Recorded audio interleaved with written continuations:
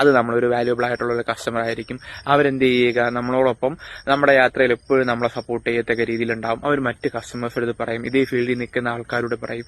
ആ രീതിയിൽ മാത്രമേ നമുക്ക് മുന്നോട്ട് പോകാൻ പറ്റുള്ളൂ. അല്ലാതെ വരുന്ന കസ്റ്റമേഴ്സ് എന്ന് പറയുന്നതും നല്ലത് തന്നെയാണ്, ഇല്ലാന്നല്ല. പക്ഷെ എന്നിരുന്നാൽ പോലും നമ്മൾ വരുന്ന ഓരോ കസ്റ്റമേഴ്സും, അത് ₹1 സാധനം വാങ്ങിക്കാൻ വരുന്നവരാണെങ്കിലും ഏറ്റവും കൂടിയ വിലയ്ക്ക് സാധനം വാങ്ങിക്കാൻ വരുന്നവരാണെന്നുണ്ടെങ്കിലും നമ്മളെല്ലാവരെയും ഒരേ രീതിയിൽ ബിഹേവ് ചെയ്യുക, പുഞ്ചിരിയോടുകൂടി. നമുക്ക് കൊടുക്കാൻ കഴിയുന്ന ഏറ്റവും വലിയൊരു കാര്യം തന്നെയാണല്ലോ. നമുക്ക് ഒരു പരിചയമില്ലാത്ത ആൾക്കാർക്ക് നമുക്ക് കൊടുക്കാൻ പറ്റുന്ന കാര്യമാണ് മുഖത്തൊരു സന്തോഷം വരിക.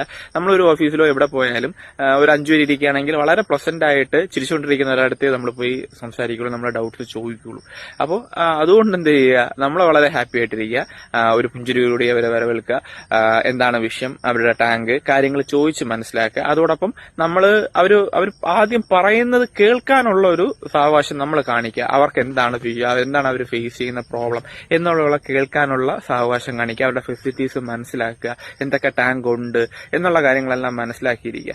എന്നാൽ മാത്രമേ അവരുമായിട്ട് നമുക്ക് മുന്നോട്ട് പോകാൻ കഴിയുള്ളൂ. ഒരു സാധനം അടിച്ചേൽപ്പിക്കാതിരിക്കുക. അവർക്കത് ആവശ്യമുണ്ട്. അല്ലെങ്കിൽ ഇപ്പം ഫോർ എക്സാമ്പിൾ ഇപ്പം ഒരു ടാങ്കിൽ തന്നെ ഓസ്കാർ കിടക്കുന്ന ഒരു കസ്റ്റമറാണ്, അയാളെ നമുക്കറിയാം ഓസ്കാറാണ് കിടക്കുന്നത്. അതോടൊപ്പം പുള്ളിക്ക് ഗോൾഡ് ഇടണമെന്ന് ആഗ്രഹമുണ്ട്. നമ്മളെ നിരസിക്കുക, ഇല്ല നമുക്ക് തരാൻ പറ്റില്ല, നിങ്ങളുടെ ഒരു ടാങ്ക് അതിന്റെ കൂടെ ഇട്ട് ഇത് അറ്റാക്ക് ചെയ്യും എന്ന് അവരെ പറഞ്ഞ് മനസ്സിലാക്കി കൺവീൻസ് ചെയ്യിപ്പിക്കുക.